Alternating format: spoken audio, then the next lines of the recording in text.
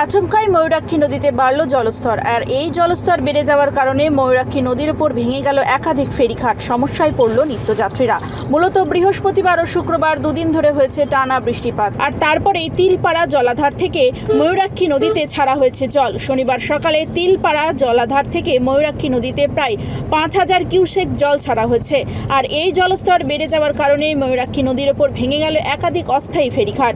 মূলত ময়ূরেশ্বরের দিক থেকে সাঁইথিয়া শহর যাওয়ার জন্য খুব সহজেই পারাপার করা যেত ভাবঘাটি, পীরতলা ফেরিঘাট ও সাঁইথিয়া তালতলার ফেরিঘাট। তবে শুক্রবার মধ্যরাতে আচমকায় ময়ূরাক্ষী নদীতে জল বেড়ে যাওয়ার কারণে সেই ফেরিঘাট দুটি এখন জলের তলায়, যার ফলে যাতায়াতের সমস্যার মুখে পড়তে হয়েছে নদীর দুই প্রান্তের মানুষজনদের। শুক্রবার মধ্যরাত থেকে নদী পারাপারের জন্য বন্ধ হয়ে গিয়েছে মোটর বাইক থেকে আরম্ভ করে যে কোনো যানবাহন চলাচল।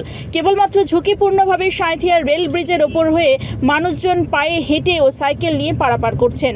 পাশাপাশি ঠিক একইভাবে বছর 2-3 থেকে ভগ্ন দশা নিয়েছে সাঁইথিয়ার নতুন ব্রিজ, আর তারপর থেকেই এইরকম যান চলাচল বন্ধ করে দেওয়া হয়েছে নতুন ব্রিজের ওপর দিয়ে। সেই ব্রিজ এখন কাজের জন্য একরকম বন্ধ করে রাখা হয়েছে। তবে ঝুঁকিপূর্ণভাবে নতুন ব্রিজের ওপরেই পায়ে হেঁটে পারাপার করছেন মানুষজন।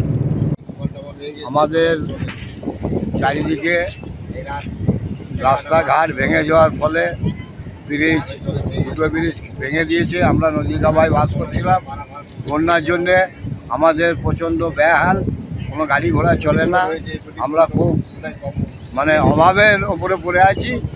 আর গাড়ি ঘোড়ার তালতলা মোড়ে যদি 2-1টা গাড়ি লাগাচ্ছে। আপনাদের যেটা সব থেকে বড় সমস্যা হয়েছে, সাঁইথিয়ার ওই পারে হচ্ছে স্বাস্থ্যকেন্দ্র, অর্থাৎ হাসপাতাল রয়েছে। আপনাদের এই পারের কোনো লোক যদি অসুস্থ হয় তাহলে কিভাবে যাবেন? না বিনা চিকিৎসাতে মারা যেতে হবে? বিনা চিকিৎসাতে মারা যাবে, যোগাযোগ বিচ্ছিন্ন আছে। এবং সিউড়ি যেতে গেলে আমাদেরকে মোটামুটি 1.5 ঘন্টা লাগবে। সেই অসুস্থ মানুষকে যদি সিউড়ি নিয়ে যাওয়া যায় তাহলে তো রাস্তাতে মরে যাবে।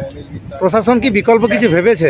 বিকল্প কোনো কিছুই ভাবে না। এবার ওই ব্রিজটা যদিও ওখানে খোলা ছিল, তারপরে তো লোকজন কিছুই পেরে দিতে দিচ্ছে না। এবার যাতে পেরে দিতে যায় সেই চেষ্টা করুন।